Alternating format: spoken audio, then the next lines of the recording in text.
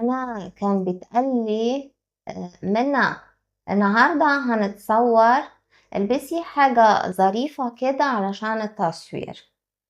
وساعات كان يتقال لي بقى ايه، احنا خارجين، اطلعي انتي فوق بقى، انتي مش هتيجي معانا في وشي كده، اللي هو من الآخر يعني كله كان بيحاول يوصل لي انتي مش لابسة زينا ومش نفس الستايل بتاعنا، فما تجيش معانا، او البسي كويس عشان ما نتصور ما تبانيش انتي ايه ده، ايه المنظر ده كده يعني. بس انا كنت معترفة بيني وبين نفسي ان انا ما بفهمش ستايلينج ولا الوان ولا بادي شيبس ولا اي حاجة خالص. انا اصلا ما كنتش عارفة يعني ايه بادي شيبس اساسا. فتروح ايام وتيجي ايام واتعلم باترون خياطة واعمل casual wear course اللي هو حاليا اسمه perfect fit. فواحدة من البنات تنفذ دريس وتوريهولي تلبسه وتوريهولي وقلت لها تحفة.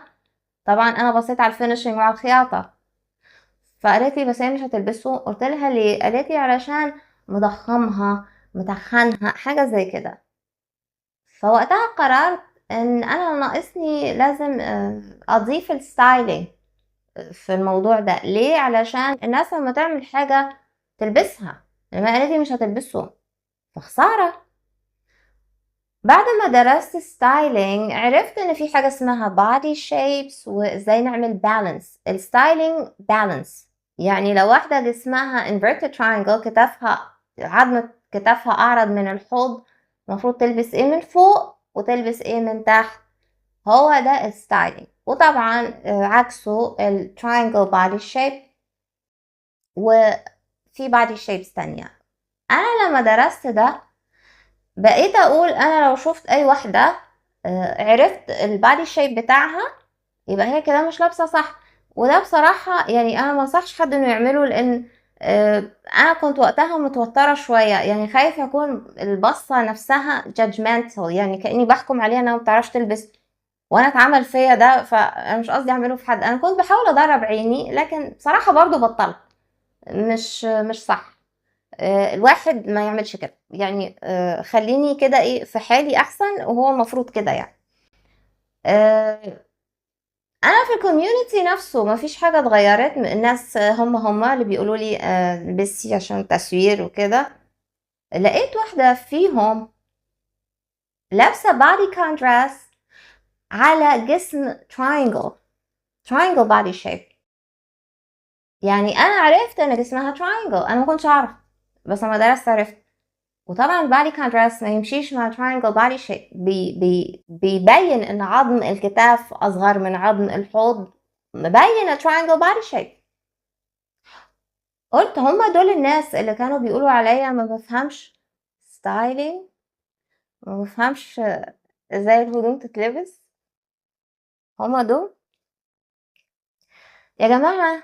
الناس الشالو السطحيين اللي من على الوش دول مش مقنعين غير بالنسبة للي ما اشتغلش على نفسه، اللي سايب نفسه كده. يعني واحدة مش فاهمة حاجة في حاجة، فبالنسبة لي الناس دي مقنعة. ما كنتش فاهمة حاجة في حاجة فعلا. فلما يقولوا لي مش عارف، مش تلبسي زينا، مش شكلنا بتاع، اوكي طيب. وقال ايه كنت متضايقة مع ان انا طلعت اللي صح. اصلا اللي مش فاهم في حاجة ما يتفلسفش. يعني انا دلوقتي مش فاهمة في الالوان، ادخل اي الوان مع بعض. انا دلوقتي مش فاهمه بادي شيبس، البس بيسكس بنطلون وبلوزه ومعرفش ايه. انا كنت بعمل كده، طلعت انا اللي صح. الفلسفه في الستايلينج على غير علم مش صح، مش حاجه مظبوطه يعني. انا كنت متاثره قوي. بصوا، اللي بيشتغل على نفسه يا جماعه بيتطور طول الوقت. الحقيقه بتتكشف لوحديها، كل حاجه بتتفضح، كل حاجه بتبان على حياتها.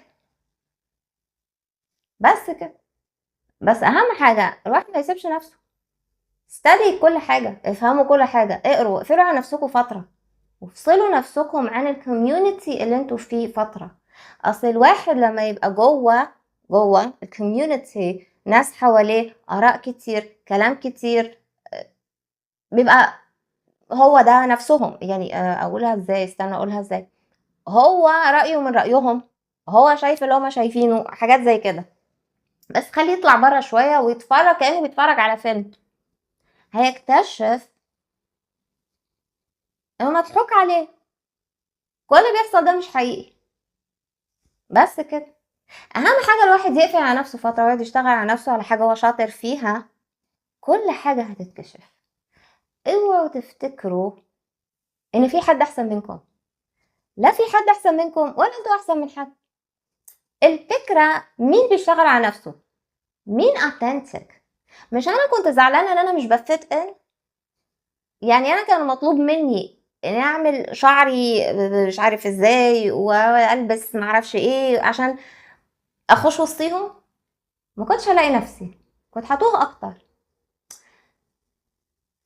الواحد لو على طبيعته authentic مش سهل ان هو يندمج وسط اي، يعني مثلا هو دلوقتي انا كان المفروض اغير في نفسي حاجات كتير قوي عشان ادخل وسطيهم. طب ما انا هضيع مني، طب ما انا كنت هلاقي موهبتي ازاي؟ كل ما حد يقول لي مش عارفه موهبتي اقول لها افصلي نفسك شويه عن الناس، اقعدي مع نفسك. الموهبه بتتلاقى كده على فكره. مفيش داعي ان الواحد يغير في نفسه ويندمج وسط الناس، مفيش داعي حتى لو الناس دي بتوصل لكم طول الوقت وبتديكم يعني ايحاءات كده اللي هو انتوا مش زينا، بطريقه غير مباشره او بطريقه مباشره. انتوا عايزين تبقوا زي ناس ليه؟ بجد اذا عايزين تبقوا زي حد معين يبقى الحد ده لازم يكون وصل للهدف اللي انتوا حاطينه. انا نفسي ابقى مثلا زي توني روبنز. توني روبنز معروف بزنس مان مشهور شاطر، قرا كتير قوي وفاهم حاجات كتير قوي، انا نفسي ابقى شاطره زيه كده اوصل اللي هو وصل له. لكن لو انتوا عايزين تبقوا زي الناس اللي انا كنت وسطيهم اللي انا بحكي لكم عنهم، على فكره هما لغايه دلوقتي انا شايفه حياتهم من معرفش كام سنه فاتت ولحد دلوقتي مفيش حاجه اتغيرت، مفيش كتاب اتقرا، مفيش كورس اتاخد، هو نفس ستايل الهدوم الغلط، مفيش حاجه بتتجدد، مفيش ولا هيبقى فيه على فكره. ودايما الناس اللي ما بتشتغلش على نفسها من النازل للنازل للأسوأ، هي كده.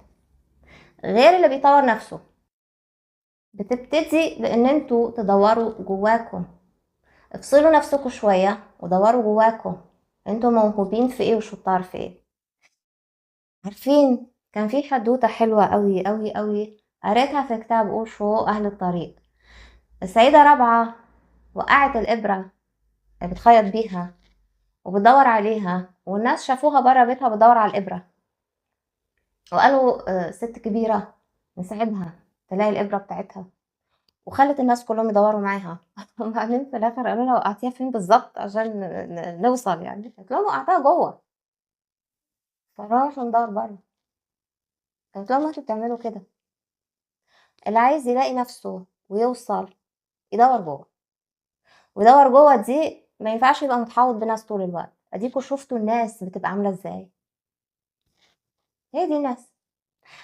خلوا بالكم على فكره انا لما شفت شكل البادي شيب والهدوم شكلها غلط انا ما اتكلمتش، انا ما فتحتش بقي، ماليش دعوه، ما علقتش، لان انا دلوقتي في مرحله مش فارق، انا مش عايزه اثبت حاجه لحد، انا شفت الحقيقه واكتفيت بكده. ايه يعني لما تلبس غلط؟ اوكي مفيش مشكله، لو كانت عايزه تلبس صح كانت دورت ازاي تلبس صح. انا هنا دلوقتي عايزه افيد الناس اللي هتستفيد، مش عشان عايزه استعرض.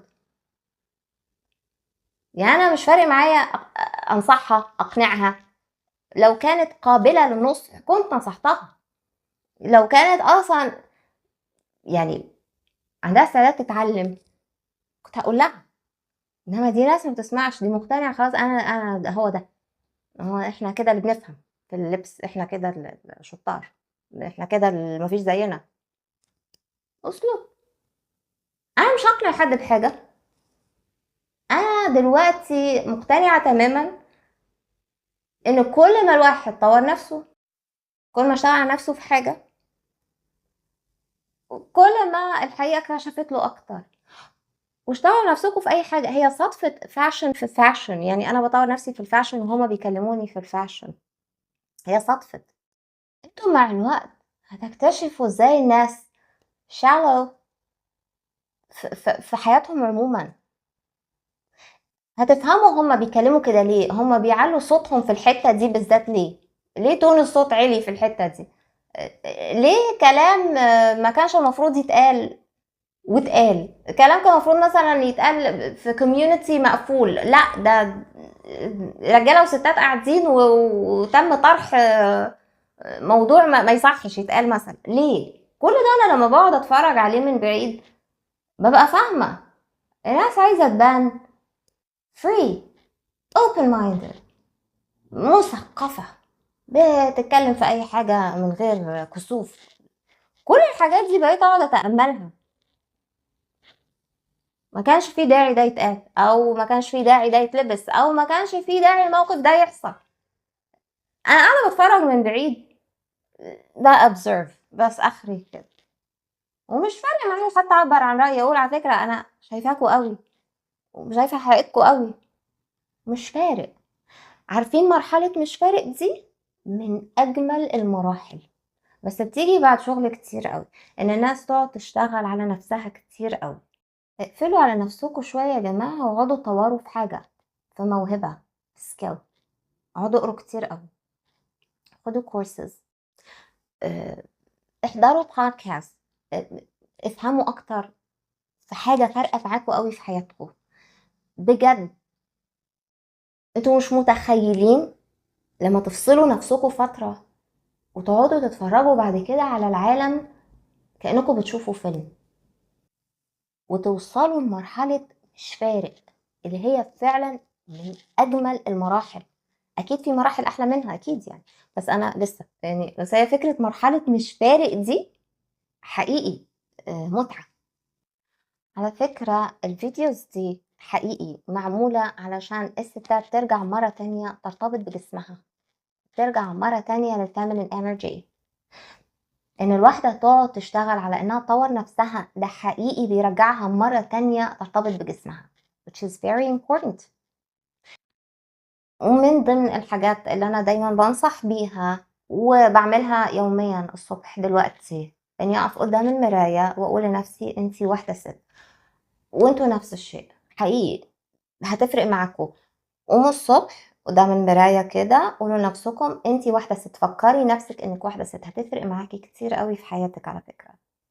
شكرا لوقتكم، شكرا متابعتكم، واتمنى الكونتنت يكون عجبكم. لو عجبكم please like and share، واعملوا subscribe للchannel وغطوا النوتيفيكيشن bell. اشوفكم الفيديو الجاي.